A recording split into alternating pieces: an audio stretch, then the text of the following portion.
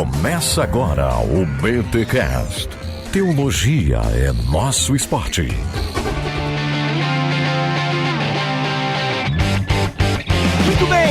Muito bem. Começa mais um BTcast especial Reforma Protestante. Eu sou Rodrigo Bibo e hoje nós vamos falar da Assembleia. E eu sou Alderi Souza de Matos e estou aqui para falar para vocês a respeito da confissão de fé, da declaração de fé mais conhecida e influente da Reforma Protestante, a Confissão de Fé de Westminster. Olha aí, gente, vocês pediram e a gente trouxe mais uma vez o professor Alderi aqui para falar sobre essa declaração de fé, como o professor acabou de falar, extremamente importante para a fé reformada calvinista.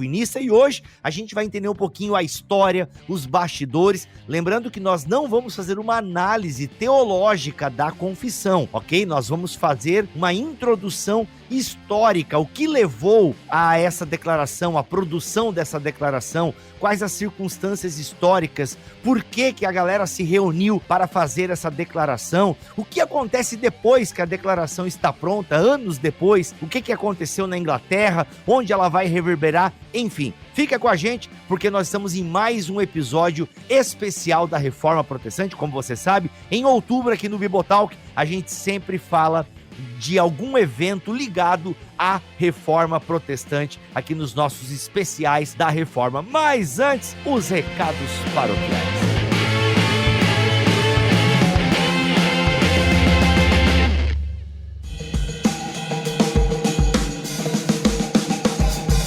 Nos recados paroquiais dessa semana, galera, se liga que vai ter a Confraria Bibotalk. Sim, meus amigos e minhas amigas, 5 e 6 de novembro nós teremos a Confraria Bibotalk. Cara, vai ser demais. André Heinck, Paulo On, Kenner Terra e Gutierrez Siqueira falando sobre Bíblia, cultura, devoção, entre línguas e letras, história, devoção e eu esqueci o outro, história, gente, eu não vou pegar aqui agora o título, o importante é isso, entre línguas e letras, história, devoção e cultura, ou não necessariamente nessa mesma ordem. Olha só, as inscrições ainda não estão abertas para a nossa confraria, estamos preparando as artes aqui, mas já quero avisar para você colocar na sua agenda aí, 5 e 6 de novembro, das 20 horas às 22, uma confraria online, gratuita, divertida, recheada de conteúdo. Cara, eu tenho certeza absoluta que você irá ouvir coisas que nunca ouviu na sua vida, que você nunca ouviu, que você nunca estudou. Então, sério, essa vai ser aquela confraria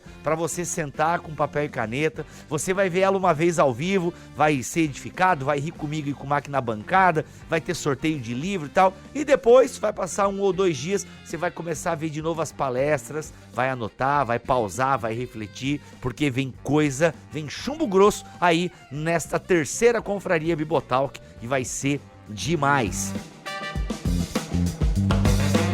E nós estamos entrando na Reforma Protestante. Em outubro é mês especial, é quando praticamente todos os BTcasts são voltados para a Reforma Protestante ou para o legado da Reforma Protestante. Então vai ter temas muito legais que nós já estamos gravando, já gravamos a maioria deles. E cara, que mês especial vai ser pensar na Reforma Protestante. Olha só, se você é novo ouvinte por aqui, faz o seguinte, você curte história da igreja, digite Reforma Protestante Bibotalk no Google e ele vai te dar a relação de podcasts que nós já gravamos ao longo destes 9 anos de ministério, mas se não me falha a memória, é desde 2014 que nós fazemos os especiais da Reforma Protestante, beleza? Então tem muito conteúdo sobre história da igreja também, vai conferir o que nós já produzimos sobre história da igreja, porque tem muita coisa boa.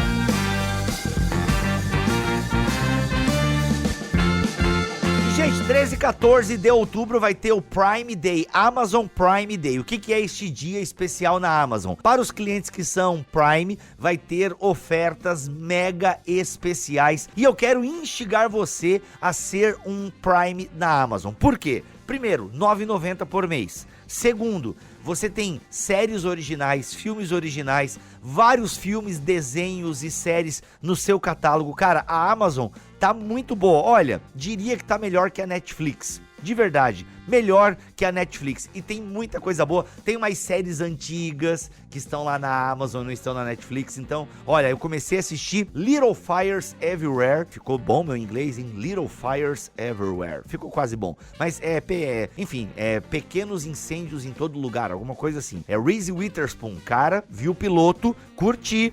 Assisti o piloto e curti, é o original Amazon, cara, R$ 9,90, séries, filmes, tem o Prime Reading, que você tem e-books gratuitos lá pra você que é Prime, por exemplo, tem Tim Keller nessa relação, só pra dar um nome top aí pra vocês, tem o Amazon Music, não conheço, não uso, mas é tipo um Spotify com 2 milhões de música lá, não posso dizer se é bom, galera, porque eu não uso, mas eu quero dizer que se você não tem o Spotify e não tem o Deezer, você pode ter um serviço de streaming de música, aí ó, por R$ 9,90, já porque se você vai pagar só o Spotify, é mais do que isso. Sendo Prime, você paga R$ 9,90 e tem tudo isso que eu já acabei de falar. E olha só, frete grátis, mano. Independente do valor da sua compra, frete grátis. Repeat after me, frete grátis, entendeu? Frete grátis, cara. Só que é o seguinte, tem algumas políticas lá para aquilo que é frete grátis, mas grosso modo é aquilo que é entregue pela Amazon, porque como você sabe, a Amazon funciona como marketplace. O que isso quer dizer? Que tem pessoas que vendem lá no portal da Amazon,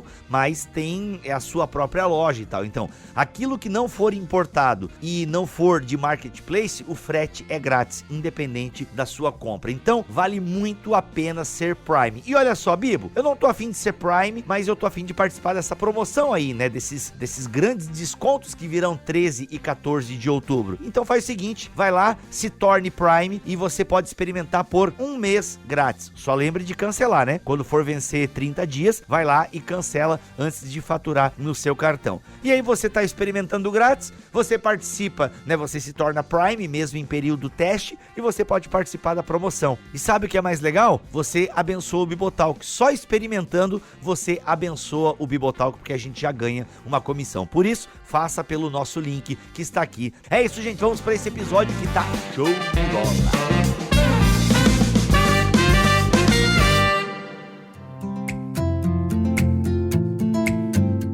Muito bem, Alderi, prazer, cara, receber você aqui mais uma vez. Já é o 3º programa que você grava com a gente. Muito obrigado. Inclusive, eu tenho certeza que nós vamos até relembrar um pouco do que falamos lá de John Knox. Foi muito bacana aquele episódio que a gente fez junto. E o outro episódio, agora eu não lembro qual foi. Claro, Confissão de Fé da Guanabara, que, aliás, segundo aquele podcast, é mais velha, digamos assim, né?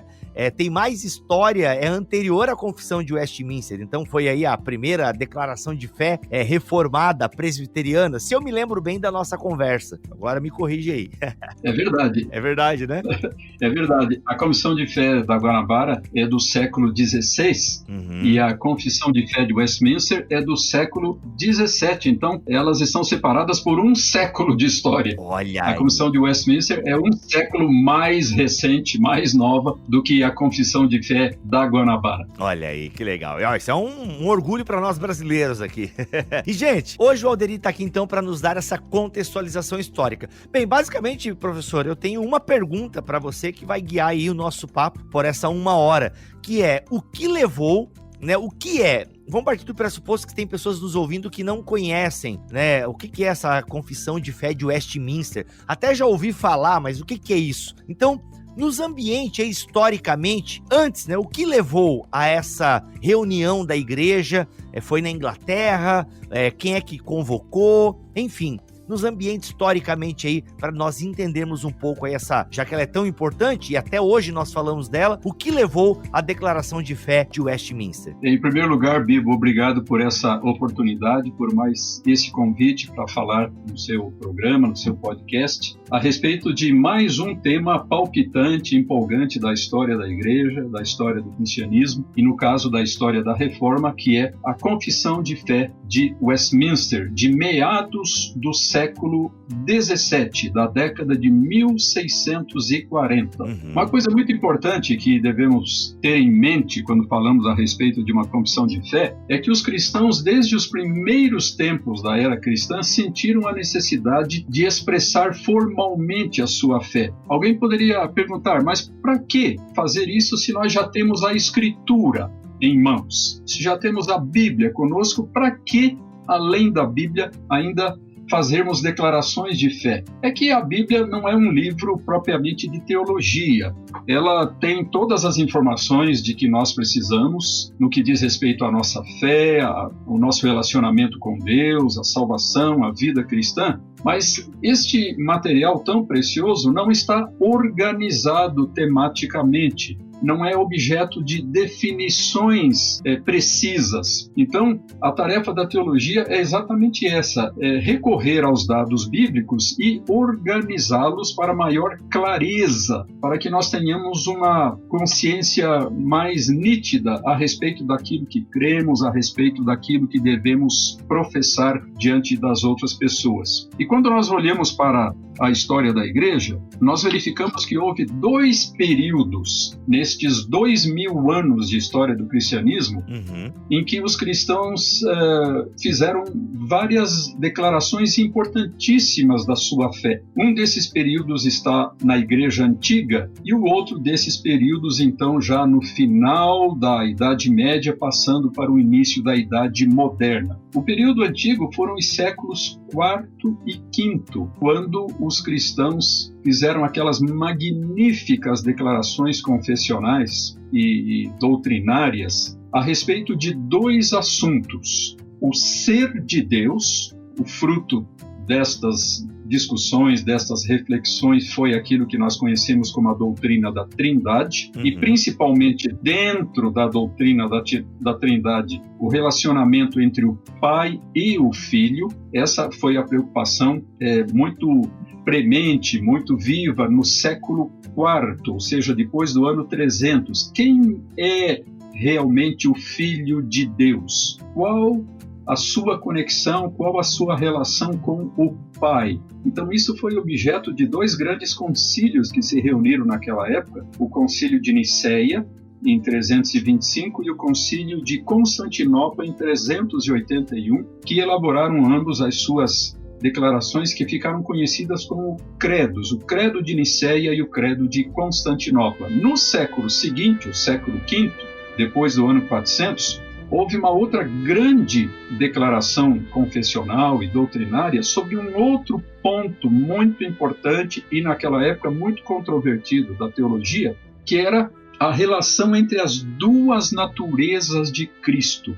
Como se relacionam na segunda pessoa da Trindade, na pessoa do Filho de Deus, como se relacionam a sua natureza divina, que ele sempre teve, com a natureza humana que ele assumiu, que ele adotou ao se encarnar aqui neste mundo. E a grande declaração a respeito desse assunto ficou conhecida como a definição de Calcedônia, de um grande concílio com esse nome, que se reuniu no ano 451. Então, esse é o início das grandes declarações confessionais cristãs, os séculos IV e V, e outras declarações menores, não tão densas teologicamente, como o famoso Credo dos Apóstolos, que também é muito antigo, e mais alguns. Agora, passados mais de 1000 anos, mais de um milênio, houve um segundo período da história da Igreja que se caracterizou por uma grande produção de documentos confessionais e doutrinários. E esse segundo período, foi a Reforma Protestante, que nos séculos XVI e XVII produziu então muitos desses documentos. A Reforma Protestante teve inicialmente 4 movimentos, somente 4, dos quais derivam todas as muitas, dezenas e dezenas de igrejas que existem, denominações que existem nos nossos dias. Quais foram esses 4 movimentos iniciais? Então, a Reforma Alemã, ou seja, a Reforma de Lutero, o luteranismo. Depois, a Reforma Inglesa, a Reforma da Inglaterra, que ficou conhecida como Anglicanismo, a Igreja Anglicana. Um pequeno movimento da Suíça que recebeu o nome de Anabatista. Os principais herdeiros hoje desse movimento são os menonitas, que inclusive são bastante numerosos no sul do Brasil, Paraná, Santa Catarina. Então, a Igreja Menonita, a Igreja dos Irmãos Menonitas. E, finalmente, o 4º movimento é a Reforma Suíça, que teve como líderes iniciais Ulrico Zwinglio, na cidade de Zurique, ou seja, na Suíça de língua alemã, e João Calvino, na cidade de Genebra, a Suíça de língua francesa. Pois bem, desses 4 movimentos, aquele que se tornou mais prolífico na produção de documentos confessionais foi exatamente este último, ou seja, a Reforma Suíça. É claro, os luteranos produziram os seus documentos, os anglicanos, os anabatistas também em menor número, mas foram principalmente os reformados, que depois passaram a ser conhecidos como calvinistas, é que realmente foram os campeões na produção de documentos confessionais. E esses documentos foram de 2 naturezas. Quando nós falamos dos documentos confessionais da fé cristã, e no caso da fé evangélica e reformada, nós estamos nos referindo a 2 tipos distintos de documentos no que diz respeito ao seu aspecto formal, embora o seu conteúdo seja essencialmente o mesmo. São os catecismos e as confissões de fé. Qual a diferença? A diferença básica é que os catecismos são apresentados na forma de perguntas e respostas, ou seja, tendo em mente o seu objetivo mais explicitamente didático, de ensino. Então, os catecismos, para facilidade na apresentação dos materiais, o fazem na forma de perguntas e respostas. E as confissões de fé são textos normais, parágrafos normais, sem ser no formato de perguntas e respostas. A fé reformada, ou seja, a Reforma Suíça, produziu um grande número desses 2 documentos, mas principalmente das confissões de fé. Os catecismos foram importantes, foram significativos, mas em número, em quantidade, as confissões de fé foram mais numerosas. E essas confissões foram inúmeras, foram em grande número. Os estudiosos dizem que no primeiro século da Reforma, ou seja, desde o início do século XVI até meados, mais ou menos, do século XVII, os reformados produziram pelo menos 50 declarações de fé, seja na forma de catecismos ou de confissões de fé, de maior expressão, sem incluir aquelas menos significativas, menos conhecidas e menos influentes. Pelo menos 50 de maior expressão e, um outro dado interessante, produzidas nas mais diferentes regiões da Europa. Então, algumas foram produzidas na Suíça mesmo, outras na França, nos Países Baixos, no leste europeu, e, de um modo especial, nas Ilhas Britânicas, principalmente na Inglaterra e na Escócia, e também algumas declarações na própria Irlanda. De maneira que... Professor, desculpa te interromper, mas só para eu entender. Por que essa necessidade de produção, assim? Por que tanta declaração foi produzida? A gente tem... Eu entendo que é por conta da reforma, né? Porque a gente tem aí um tempão que a igreja não produz mais concílios. Até teve a que a gente chama de concílios ecumênicos, os 4 primeiros, né? Que, digamos, até os protestantes aceitam e tal. Depois teve outros concílios que já tem um caráter mais romano, um caráter mais de uma teologia não tão geral, por assim dizer. Mas aí agora a gente tem a reforma protestante. Ok, eu entendo que o evento reforma protestante é o responsável, mas daria para esmiuçar um pouquinho mais tanta confissão assim? Por que começa a pipocar em tudo quanto é lugar da Europa uma confissão ou um catecismo, enfim? Essa é uma pergunta muito oportuna, Vigo. Bom, foram várias as razões pelas quais foram produzidas esses documentos, mas uma das razões mais importantes era justificar diante do Estado, diante das autoridades civis, a existência desse novo movimento. Uma coisa que a gente verifica estudando a Idade Média é que na Idade Média a sociedade era muito monolítica, uma só forma de governo, uma só forma de religião, e essas 2 áreas profundamente integradas, profundamente identificadas uma com a outra. E agora, de repente, esses novos movimentos protestantes vêm romper essa unidade, essa uniformidade que existia até então. De modo que os protestantes precisavam justificar diante da sociedade e diante do Estado a sua existência separada. E eles entenderam que uma das melhores maneiras de se fazer isso era através dessas declarações de fé. Uma coisa muito curiosa a esse respeito é que o reformador Ulrico Zwinglio dirigiu pelo menos duas de suas formulações confessionais a soberanos da época. Uma delas foi dirigida a Carlos V, que era o Sacro Imperador Germânico, o imperador alemão, e a outra foi dirigida ao rei Francisco I da França, Ou seja, o objetivo básico, quando se tratava de documentos dirigidos às autoridades, era mais ou menos o seguinte: olha, nós não somos uma inovação, nós não somos hereges, nós não estamos trazendo novidades na história do cristianismo. Pelo contrário, nós estamos recuperando, resgatando o cristianismo original, as convicções dos primeiros cristãos que estão presentes de maneira muito clara e muito nítida nas páginas do Novo Testamento. E então eles apresentavam ali todo aquele conjunto, né, de convicções doutrinárias e bíblicas no sentido de demonstrar isso. Vejam o que nós cremos a respeito de Deus, o que nós cremos a respeito da igreja, a respeito de Cristo, a respeito da salvação, da vida cristã, da vida futura, tudo isso está firmemente ancorado nas Escrituras. Então nós não somos hereges inovadores, mas apenas estamos voltando às convicções originais e a proclamação original, aquilo que a gente chama de querigma, a proclamação original de Cristo e dos seus apóstolos. Então, esse talvez fosse o motivo mais importante para a produção desses documentos. E por que tantos documentos? Porque cada cidade ou cada região que aceitava a reforma, e no caso o movimento reformado, a reforma suíça, sentia a necessidade de fazer isso em relação à sua própria região, à sua própria cidade, né? Não bastava pegar uma confissão lá de um outro país, de uma outra cidade, de um outro contexto completamente diferente. Eles tinham que fazer uma coisa local, expressando as suas convicções ali da igreja, daquela cidade, daquela região, para a sociedade e especialmente para as autoridades daquela região. Entendi, legal. Então, o que aconteceu?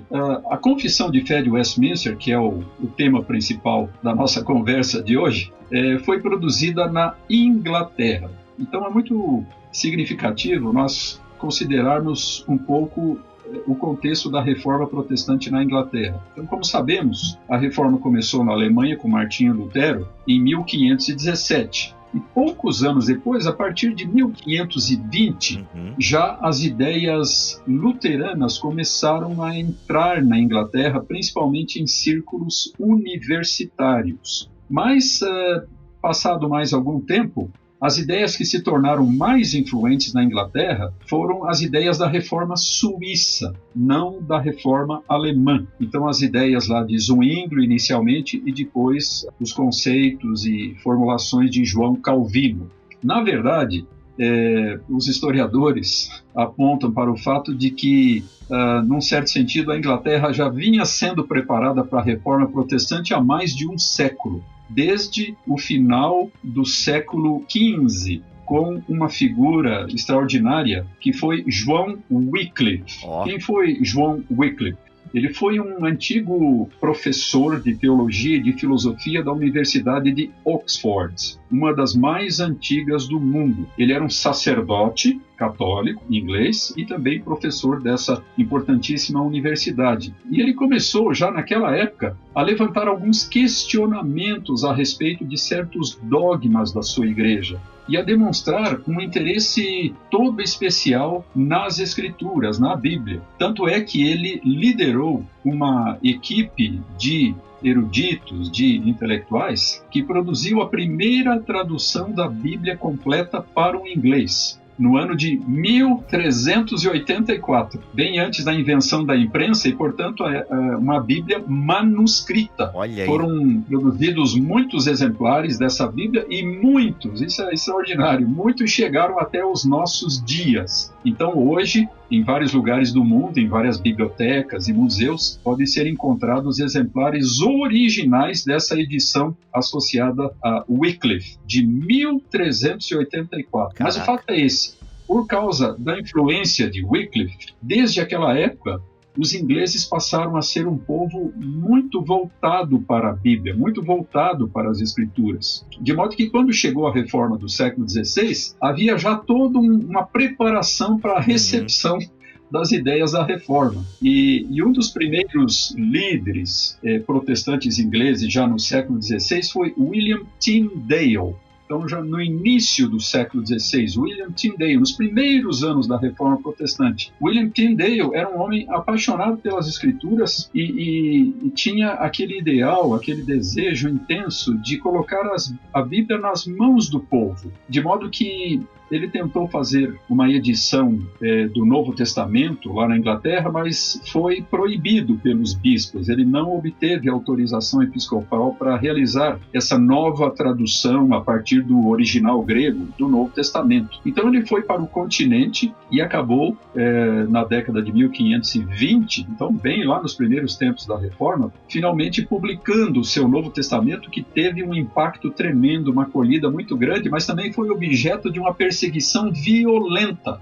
As autoridades eclesiásticas passaram a comprar todos os exemplares disponíveis para destruí-los. E de modo que somente sobraram dessa edição original de Tyndale 2 exemplares. Somente 2 exemplares chegaram até nós, até os nossos dias. O resto tudo foi destruído. Poxa. E ele mesmo também acabou sendo vítima dessa repressão, dessa intolerância religiosa. Ele foi executado por esse simples fato, por ter publicado a Escritura. Ele foi executado em Bruxelas, na Bélgica, foi estrangulado e depois, logo em seguida, o seu corpo foi queimado em praça pública. Mas a vida desse homem, o seu amor pela Escritura, pela Palavra de Deus, causou um impacto profundo no povo inglês. Então foram se somando esses vários elementos, esses vários personagens, para criar condições muito propícias para a aceitação da fé protestante, evangélica e reformada naquele país. Mas, no final deste século, surgiu um movimento dentro da Igreja da Inglaterra que ficou conhecido como puritanismo. É preciso, primeiro, voltar um pouco e lembrar que na Inglaterra, ao contrário dos outros países da Europa, a reforma não foi fruto só da ação de reformadores, ou seja, de líderes religiosos, mas, de maneira muito especial, foi fruto da ação dos sucessivos monarcas, dos sucessivos reis da Inglaterra.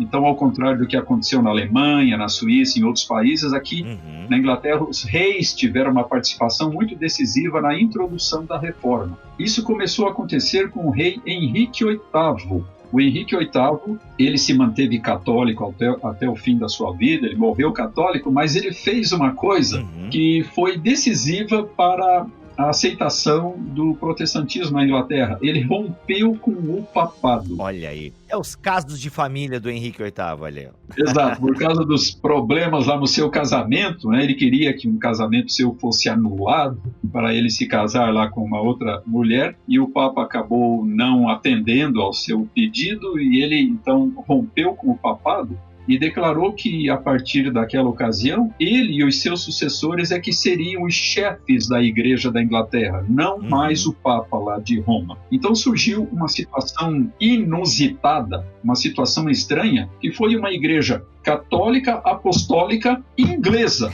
não romana. Uma igreja totalmente católica, com todos aqueles dogmas, com todas aquelas doutrinas, com todos os sacramentos, tudo, mas sem nenhuma ligação com Roma, sem nenhuma ligação com o papado. Foi essa igreja que acabou ficando conhecida como Igreja Anglicana e, com o passar do tempo, transformou-se numa igreja protestante. E isso começou a acontecer no breve reinado do filho de Henrique VIII, que foi Eduardo VI. Eduardo VI assumiu o trono com a morte do seu pai ainda menino, ainda adolescente, e morreu poucos anos depois. Mas, durante o seu breve reinado, aconteceu esse fato extraordinário. A Inglaterra se tornou protestante, num período de 5, 6 anos. Olha aí. A Igreja da Inglaterra deixou de ser uma igreja católica e se tornou uma igreja protestante, passou a abraçar uma teologia protestante e mais, uma teologia reformada,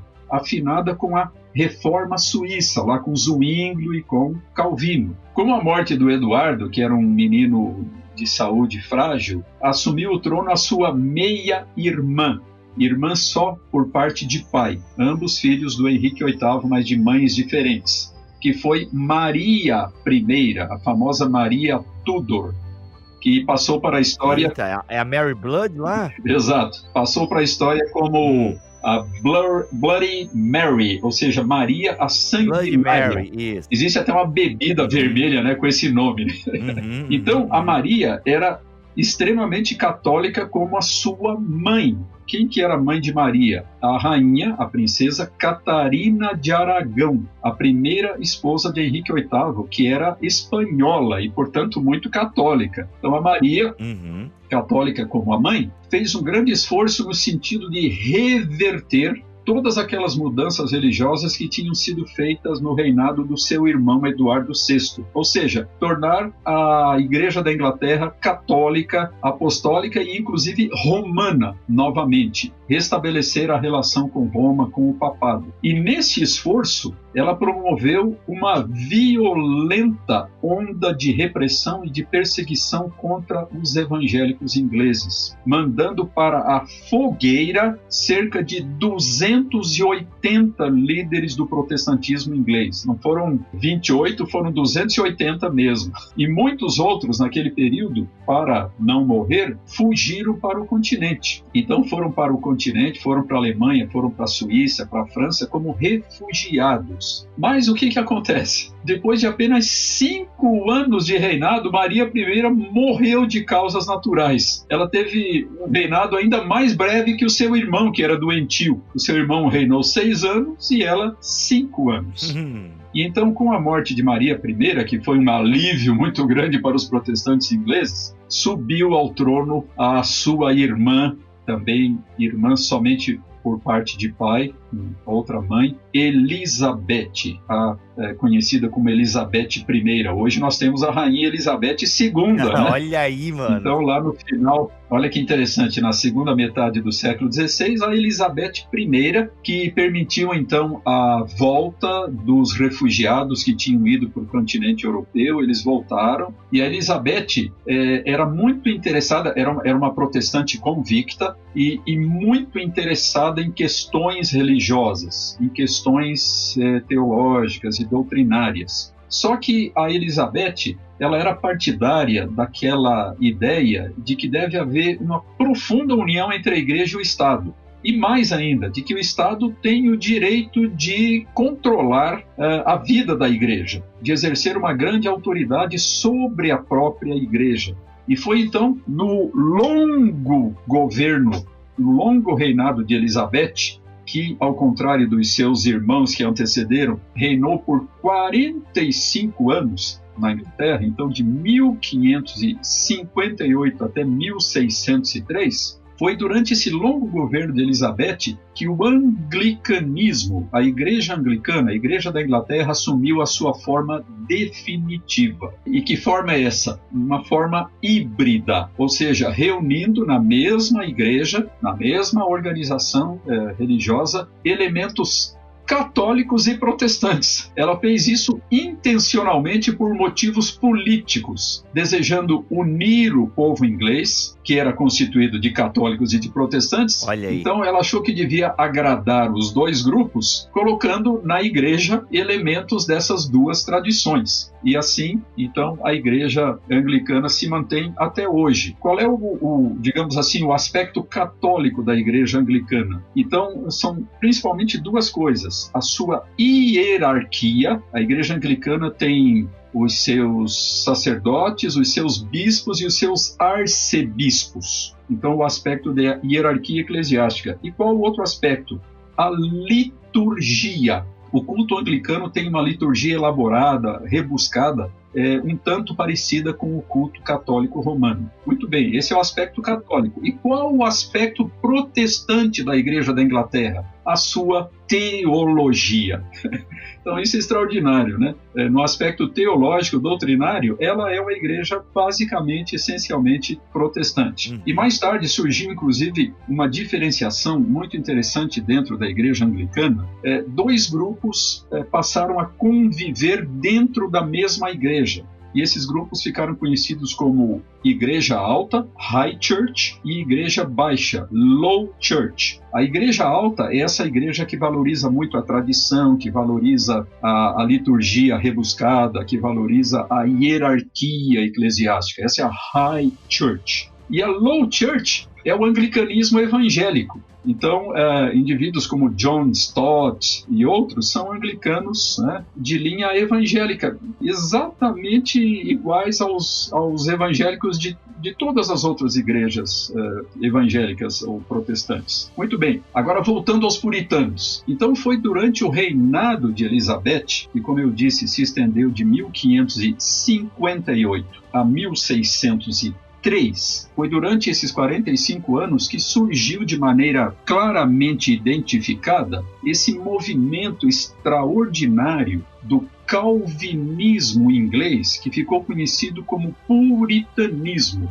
Por que os puritanos receberam esse nome, esse apelido que foi dado a eles pelos de fora, não por eles mesmos? Por causa da sua preocupação com a pureza da igreja. Os puritanos amavam a sua igreja, a igreja anglicana, mas eles diziam, a nossa igreja não é uma igreja totalmente pura, ela não é totalmente bíblica. Para eles, a pureza da igreja significava o seu caráter bíblico e reformado. E eles diziam que a igreja não era pura ou bíblica, principalmente em 3 áreas cruciais para eles: na sua forma de governo, na sua liturgia e na sua teologia. Então, eles se esforçaram intensamente para promover a plena pureza, a plena reforma da igreja nesses 3 âmbitos. Mais uma vez, na sua forma de governo, rejeitando totalmente o episcopalismo, ou seja, uma igreja governada por bispos, em favor de uma forma presbiterial, uma igreja governada por presbíteros ou anciãos. E também na área do culto, a rejeição daquele culto rebuscado, dos ministros usando vestes clericais também muito cheias de adornos. Eles defendiam roupas bem simples para os ministros e um culto igualmente simples, singelo e bíblico. E, finalmente, eles se esforçaram por introduzir na Igreja da Inglaterra a teologia da Reforma, a teologia calvinista. Bom, o resultado desse esforço dos puritanos é que eles atraíram a ira da rainha Elizabeth I. Ela não ficou nem um pouco satisfeita com a proposta de reforma da igreja que estava sendo apresentada pelos puritanos, então ela os perseguiu bastante durante boa parte do seu reinado.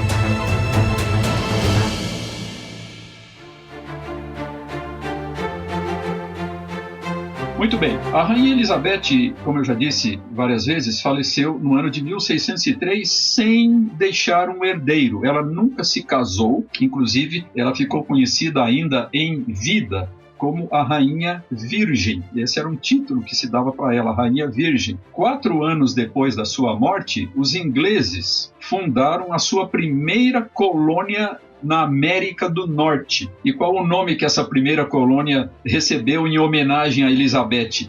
Virgínia. Exatamente, da Rainha Virgem, então a colônia da Virgínia, de 1607, 4 anos depois da morte de Elizabeth. Mas o que aconteceu então? Como ela não teve filhos, ela não tinha um herdeiro, o seu primo, que era o rei da Escócia, com o título de Tiago VI, assumiu também o trono da Inglaterra. Então, o mesmo indivíduo passou a ser rei de 2 nações, Tiago VI da Escócia e Tiago I da Inglaterra. Caraca. O famoso King James. Né? Nós conhecemos a Bíblia de King James. Então, ela foi produzida, essa edição famosa da Bíblia, por ordem desse monarca, o rei Tiago I da Inglaterra e Tiago VI da Escócia. O mesmo Tiago era rei em 2 lugares. Caramba, o cara tá podendo, hein? Em 2 lugares com títulos diferentes. Olha aí, meu. Num lugar Tiago VI, no outro lugar Tiago I. Uma curiosidade. Esse Tiago, embora tivesse sido criado lá na Escócia como presbiteriano, mas ele decepcionou profundamente os puritanos, que tinham grandes esperanças em relação a ele. Eles pensaram, bom, ele recebeu uma educação presbiteriana, então ele vai agora apoiar o nosso projeto de reforma da igreja aqui na Inglaterra. Ô professor, desculpa te interromper. É que lá na Escócia, o John Knox já tinha sedimentado a parada toda lá, né? Nesse período aí, certo? É verdade, eu não tinha dado essa informação muito importante, né?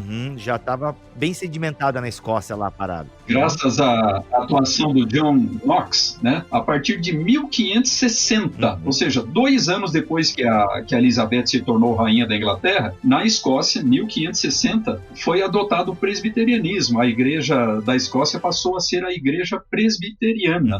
E os escoceses realmente se tornaram presbiterianos convictos, e quando se chega aí à época do rei Tiago I, então o presbiterianismo estava solidamente estabelecido na Escócia. Legal. Muito bem. O Tiago I deixou muito claro, quando os puritanos fizeram lá alguns apelos a ele para que cessasse a perseguição contra eles, etc. e tal, ele deixou bem claro para eles que ele não ia querer saber de presbiterianismo na Inglaterra.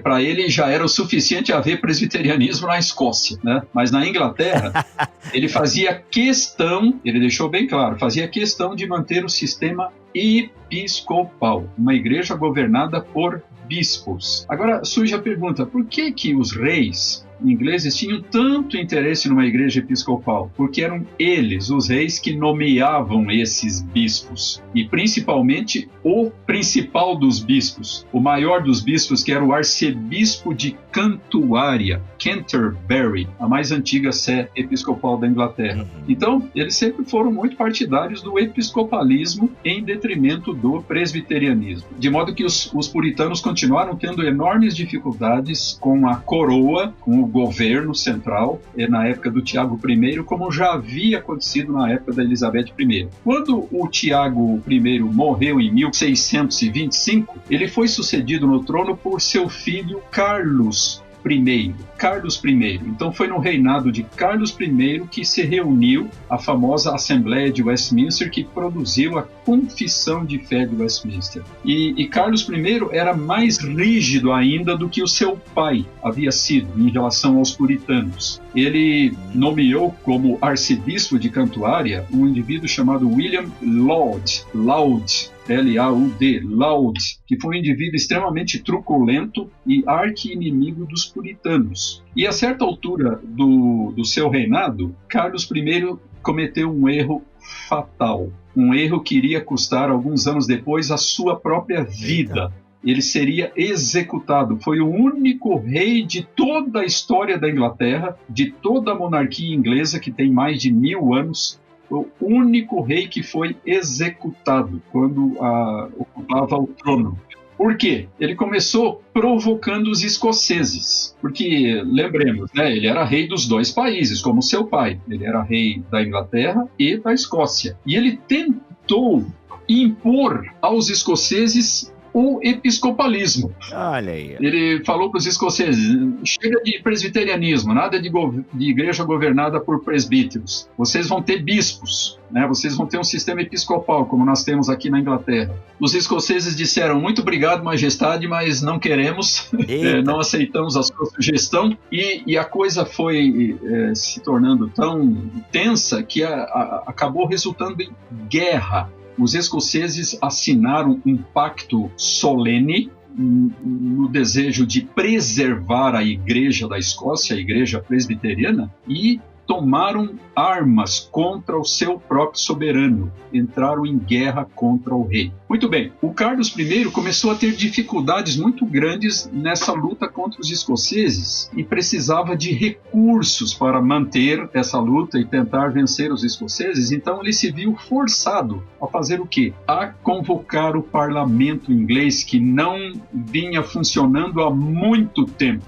há muitas décadas. Os sucessivos reis vinham governando como déspotas, sem um parlamento que limitasse os seus poderes. Então, Carlos I, forçado pelas circunstâncias, ele convocou eleições parlamentares e, para seu horror, a maior parte dos eleitos eram puritanos. Eita, então o parlamento inglês, recém-eleito, tinha uma maioria puritana. Ele acabou desfazendo esse parlamento e convocou novas eleições, e a maioria puritana se tornou ainda maior. Então, quando houve essa segunda eleição, o número de puritanos aumentou ainda mais no parlamento. Ele tentou por uma segunda vez dissolver o parlamento se recusou a ser dissolvido e, por sua vez, também entrou em guerra contra o rei. Eita, então vejam a situação do rei Carlos I, guerreando contra os escoceses e agora tendo de guerrear contra o seu próprio parlamento, o exército do seu próprio parlamento. Nossa. Então, guerra em duas frentes. Pois bem, foi esse parlamento majoritariamente puritano que convocou a Assembleia de Westminster, que iniciou os seus trabalhos no dia 31 de julho de 1643. Ô professor, só uma informação. Tá falando Carlos I, alguns sites trazem Charles I. É a mesma coisa, né? É a mesma coisa. É um nome inglês e o nome português. É como James, né? James em português é Tiago, né? Então James I e Tiago I é a mesma coisa. E Charles e Carlos é a mesma coisa. Okay, o Charles.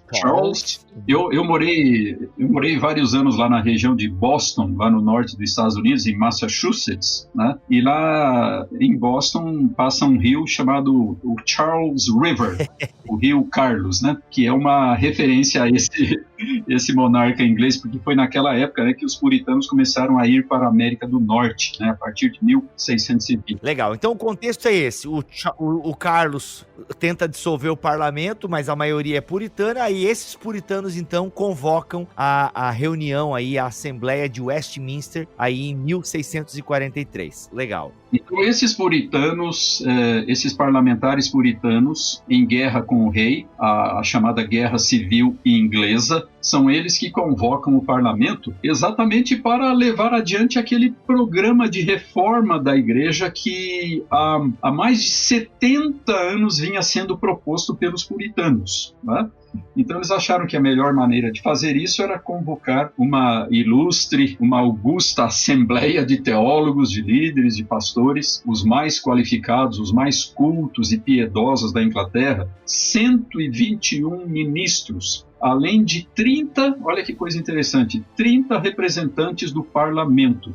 O parlamento era bicameral, como nós temos hoje o nosso parlamento brasileiro, né? Câmara e Senado. E naquela época, então, era a Câmara dos Lordes, equivalente ao nosso Senado, e a Câmara dos Comuns, equivalente à nossa Câmara de Deputados. Então, foram 10 representantes da Câmara dos Lordes e 20 representantes da Câmara dos Comuns. Então, 30 representantes do parlamento. E essa grande assembleia, então, se reuniu também por decisão do parlamento, onde na maravilhosa, antiga e histórica Abadia de Westminster, no centro de Londres, na frente do parlamento. Se alguém for a Londres, né, vai ver o parlamento, atravessa a rua, está nos fundos da Abadia. A Abadia de Westminster, que não deve ser confundida nem com a Capela de Westminster, que existe em Londres, e nem com a Catedral de Westminster. Então existem 3 templos em Londres com esse nome, de Westminster. Eles se reuniram na mais antiga das 3, que é a Abadia de Westminster, que é o templo da realeza, da monarquia britânica. Grande parte dos reis ingleses estão sepultados nessa abadia, e é também ali que são realizadas as cerimônias de coroação, de casamento e evidentemente, os funerais também dos monarcas ingleses, né?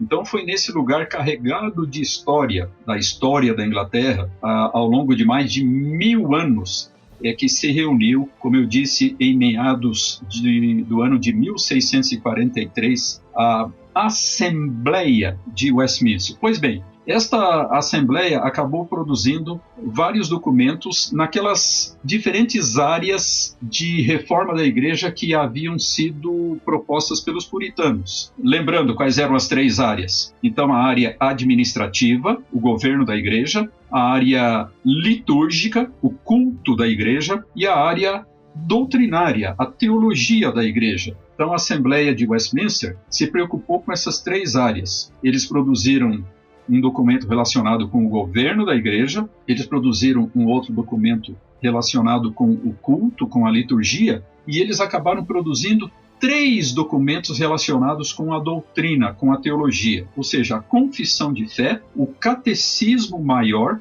e o breve catecismo, todos os 3 de Westminster. E, sem dúvida, hoje se considera, e na verdade não só hoje, mas sempre se considerou, que a confissão de fé de Westminster é um dos documentos doutrinários e confessionais mais importantes, não só do movimento reformado, não só do movimento calvinista, mas de toda a reforma protestante. E uma ironia muito grande é que esse documento produzido ali por ingleses na Inglaterra acabou sendo rejeitado no país do seu nascimento. A Confissão de Fé teve... Os documentos de Westminster tiveram uma vigência só de alguns poucos anos. Por quê? Porque terminada a Guerra Civil Inglesa, com a derrota do rei e a sua subsequente execução, o rei foi decapitado em 1649, nos anos seguintes, por uma década, a Inglaterra se tornou uma república, o período da chamada Commonwealth, a comunidade. Então, houve ali um governo republicano com o Oliver Cromwell, mas com a morte do Cromwell, houve finalmente a restauração da monarquia. Subiu ao trono o filho de Carlos I, Carlos II. E, evidentemente, com essas mudanças todas, então, tudo aquilo que os puritanos tentaram fazer lá em Westminster foi desfeito, foi rejeitado. De modo que a grande ironia é essa, né? Esse documento que foi rejeitado no país do seu nascedouro acabou sendo adotado por igrejas de outros países e acabou se estendendo pelos diferentes continentes, e onde muitas igrejas reformadas os acolhem e os adotam oficialmente até os nossos dias. E o primeiro país onde esses documentos foram adotados foi exatamente a Escócia. Houve uma participação de alguns representantes da Igreja da Escócia na Assembleia de Westminster.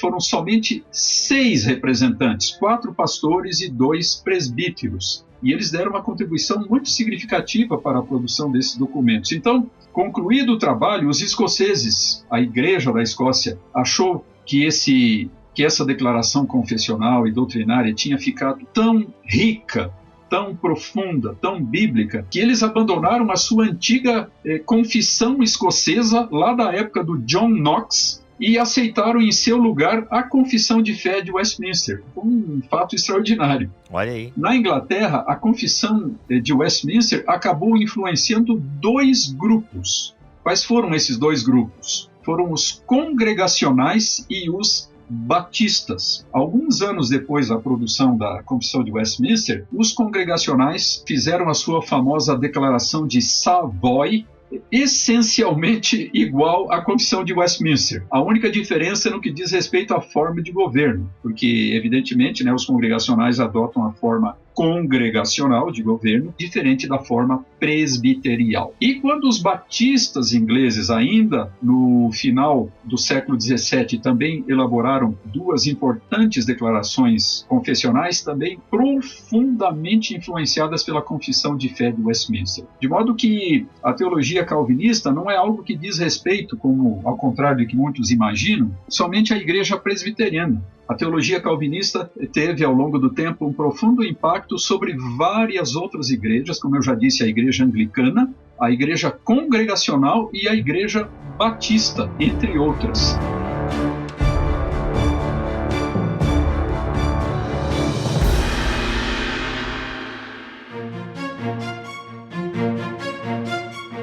Então, eu acho que está na hora de a gente falar um pouquinho a respeito desse documento, sem entrar na sua teologia, mas pelo menos a sua estrutura, né? Para que os nossos ouvintes conheçam um pouco mais, então, a respeito da Confissão de Fé de Westminster. Professor, tu falaste aqui da morte do Carlos, mas eu acho que passou meio batida por mim, né? Ele vai, porque assim, eu dei uma olhada, a gente tá sobrevoando esse tema, porque tem muita história, tem muita guerra, tem batalha, Tem muita coisa... Milhões de coisas. Tem muita coisa aqui, a gente tá sobrevoando esse tema, galera, tá? Tem muita coisa. Existem livros inteiros, livros volumosos, tratando dos fenômenos desse período. Existem historiadores seculares, veja bem, historiadores seculares, não religiosos.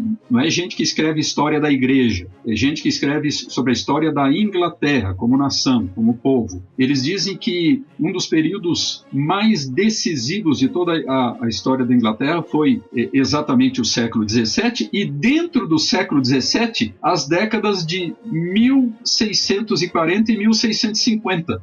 Ou seja, esse período que nós estamos estudando. Né? Eles reconhecem que o elemento religioso foi preponderante, todos os desdobramentos da história da Inglaterra nesse período que nós estamos tratando. Tá, eu só queria entender um pouquinho mais, professor, se tu falou, passou batido aqui por mim, peço desculpas por isso, mas o Carlos, ele foi julgado por esse parlamento, como é que se deu a morte dele, assim? Daria pra gente entrar brevemente, porque tu falou que ele foi o primeiro que foi executado, né? De uma longa história. O primeiro e único. Olha aí, que assim continua então. Mas como é que se deu esse... Tu lembra, assim, também? Eu sei que é uma pergunta que eu tô fazendo do nada aqui, e como, né... A história é gigante, eu não sei se dá para tirar da cartola alguma informação aí. Pois é, só lembrando, né? O Carlos I estava em guerra contra os escoceses e contra o parlamento inglês, o exército do parlamento, comandado por Oliver Cromwell. E ele acabou então sendo derrotado, o rei foi derrotado, ele perdeu a guerra. E perdendo a guerra, ele foi aprisionado e foi executado. Eu não conheço muitos detalhes do julgamento dele, né? Então ele foi julgado, foi condenado à morte e finalmente foi executado por decapitação. Ele foi decapitado. Caraca. Né? Isso chocou profundamente muitas pessoas daquela época, né? Porque não se esperava que isso acontecesse com um rei, isso nunca tinha acontecido antes. Houve muitos reis que morreram em campo de batalha, isso é diferente. Mas um rei ser formalmente acusado, julgado, condenado e executado, isso era uma novidade total na história da Inglaterra. Tanto é que nunca aconteceu de novo. Mas enfim. Legal. Tá, professor, outra pergunta, desculpa, eu tô te cortando várias vezes, né? Me perdoa. Não tem problema. Mal. Tá, mas só pra eu entender, a Confissão de Fé de Westminster, toda essa que envolve aí o catecismo, a confissão, a declaração, ela foi de 43 a 49, não? Pois é, isso é muito interessante. A Assembleia de Westminster, ela se reuniu durante 10 anos. Ou seja, de 1643 a 1653. Olha aí. Então... Só que a sua parte mais importante foram os 5 primeiros anos. Ou seja, até 1648. Período esse em que foram realizadas impressionantes 1.163 sessões plenárias. Nossa, meu Deus. Tá 1.163, sem considerar as reuniões das comissões especiais, né? Só as reuniões do plenário foram esse número gigantesco. Olha aí, você reclamando da reunião do presbitério, hein, querido ouvinte? É verdade. Mas não, eu quis levantar essa informação porque é nesse período, então, basicamente, quando, né, no surgimento da declaração, é que ele foi decapitado. Tô vendo aqui 30 de janeiro de 49, de 1649. Um pouco depois, né? Um pouco depois. Então, os trabalhos principais, esses que produziram esses documentos todos que eu mencionei, ou seja, documentos administrativos, litúrgicos e doutrinários, esses trabalhos terminaram em 1648. E daí, no ano seguinte, então, é que houve a execução do rei Carlos I. Legal. Legal não, né? Quer dizer... Interessante, né? Isso, interessante. Né? A Assembleia continuou reunida a partir de 49 até 52 ou 53, mas não mais para elaborar documentos, e sim simplesmente como uma comissão de exames ministeriais, examinando candidatos ao ministério, ouvindo os sermões de prova e deliberando a respeito da ordenação desses indivíduos, né? Mas isso já na parte final dos seus trabalhos. A parte mais importante ela encerrou-se então lá por 1648, então um pouco antes da execução do rei Carlos I. Agora, uma coisa que a gente deve ter sempre em mente quando a gente fala de Westminster é esse fato extremamente curioso e inusitado. A Assembleia de Westminster não foi uma assembleia eclesiástica, mas foi uma assembleia estatal. Ou seja, ela não foi convocada pela igreja, por igreja nenhuma, por líder eclesiástico nenhum. ela foi convocada pelo poder civil, pelo parlamento inglês, ao qual tinha de prestar contas. Então, eles elaboravam cada documento e mandavam para o parlamento para a discussão e aprovação final. E, em várias ocasiões, o parlamento devolveu o documento para que algumas partes fossem esclarecidas ou porque fossem acrescentados textos bíblicos, etc. E de modo que foi por causa desse vai e vem entre a Assembleia e o Parlamento que houve a passagem de tantos anos até a aprovação final de todos esses documentos. Uma outra coisa muito importante é que os teólogos lá de Westminster, eles acharam que não era suficiente a produção de uma confissão de fé, mas pensando nas crianças, pensando na juventude, eles acharam necessário também produzir 2 catecismos, como eu já mencionei. Então, o catecismo maior e o catecismo menor, ou breve catecismo. Inclusive, esse breve catecismo de Westminster é considerado um dos documentos mais preciosos também da Reforma Protestante. É útil não só para crianças ou para adolescentes, mas para pessoas de todas as idades, né? Agora, voltando à Confissão de Fé, a Confissão de Fé, então, tem 33 capítulos. São 33 capítulos abordando todas as principais áreas da doutrina cristã. Esses capítulos, por sua vez, são compostos de diversos parágrafos. Existem capítulos com um parágrafo só e capítulos com 10 parágrafos. De modo que o tamanho desses capítulos varia muito dependendo do assunto que está sendo tratado. O primeiro capítulo, ele trata a respeito da Escritura Sagrada. É um belíssimo capítulo introdutório mostrando a concepção protestante e reformada a respeito da Bíblia, a respeito da Escritura. E por que vem em primeiro lugar esse capítulo? Porque todas as outras doutrinas que vão ser tratadas a partir do capítulo seguinte, evidentemente são extraídas da Bíblia, né? Então é preciso ter uma noção muito clara primeiro da fonte, da base, para depois se tratar de tudo que vai ser construído em cima dessa base. Então, em seguida vem a doutrina de Deus, a Santíssima Trindade, a eleição, o decreto de Deus, a criação, a providência. Depois, existem vários capítulos tratando do ser humano e da salvação. Então, a queda, o pecado, o castigo, o pacto de Deus com o homem, Cristo, o mediador. Então, aqui que nós encontramos a cristologia da Confissão de Westminster, no capítulo 8. Depois, o livre-arbítrio, vocação eficaz, justificação, adoção, santificação, a fé salvadora e o arrependimento para a vida. Então, até aí, a doutrina do ser humano, a doutrina de Cristo, a cristologia e a doutrina da salvação, a soteriologia. A partir do capítulo 16, é aquilo que nós podemos chamar de a doutrina da vida cristã.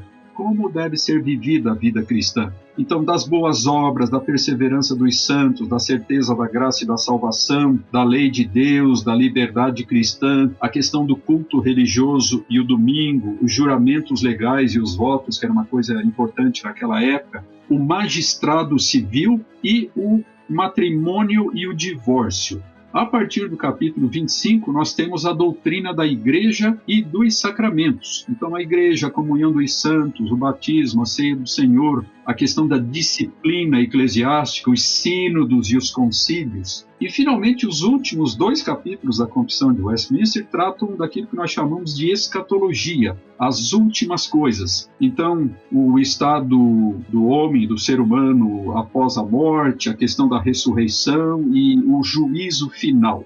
Gente, rapidão, eu não posso terminar este BTcast aqui sem lembrá-lo, né? Ó, eu já falei lá no recado paroquial, mas repito aqui porque tem gente que dá uma puladinha no recado paroquial, mas você tem que saber disso. 13 e 14 de outubro vai ter o Amazon Prime Day, descontos, mega descontos pra quem é Amazon Prime. Cara, você precisa ser Prime, é R$ 9,90 por mês, com uma série de benefícios que eu já expliquei lá no recado paroquial. O link está aqui na descrição deste BTcast. Volte lá no recado paroquial e veja as vantagens de ser Prime, ou leia o que está escrito aqui na descrição deste BTcast. Continua aí, tá acabando, mas ainda tem um gostinho, vai lá. Mais tarde, bem mais tarde, no início do século XX, a Igreja Presbiteriana dos Estados Unidos fez uma revisão na Confissão de Fé de Westminster e acrescentou 2 capítulos. Então, a Confissão de Fé para aquela igreja passou a ter 35 capítulos. E quais foram esses 2 capítulos adicionais? Um capítulo sobre o Espírito Santo e outro sobre o amor de Deus e as missões.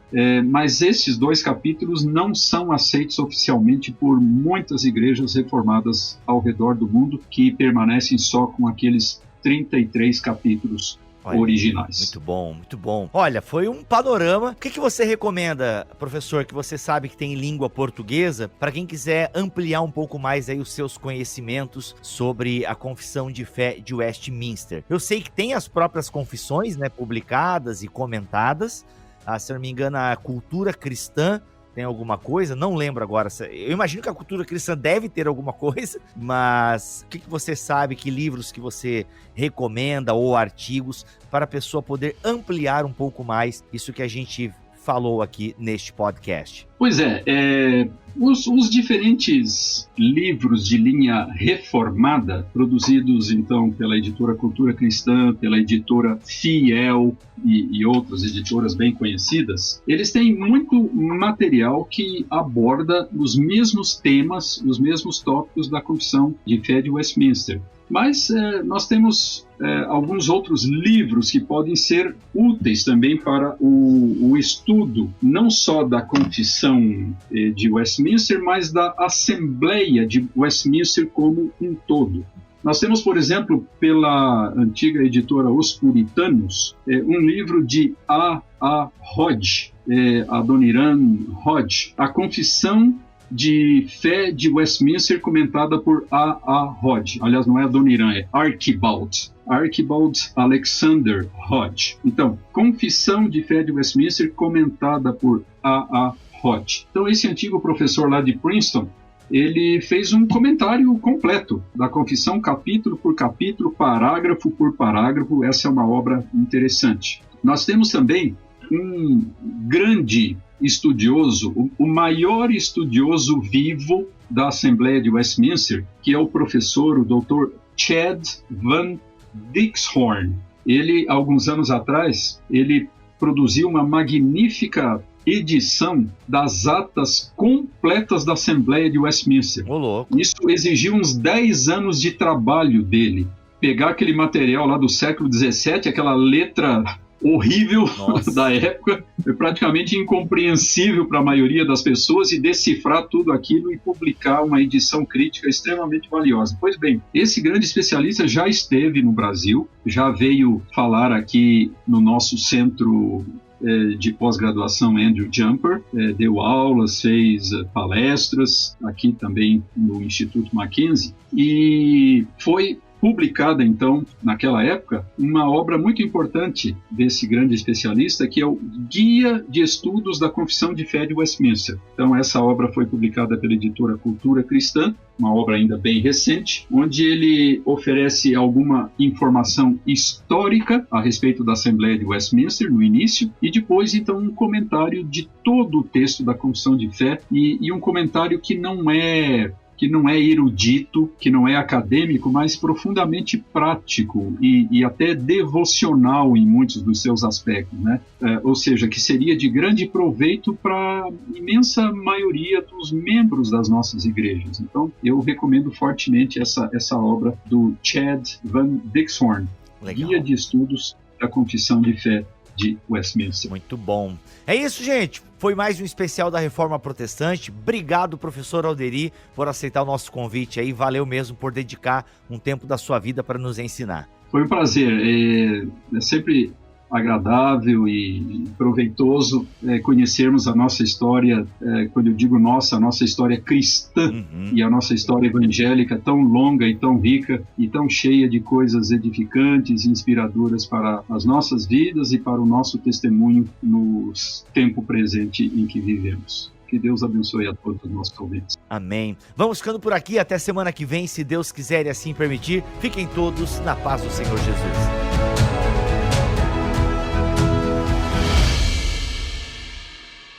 Este podcast foi editado por Tuller Bibotalk Produções.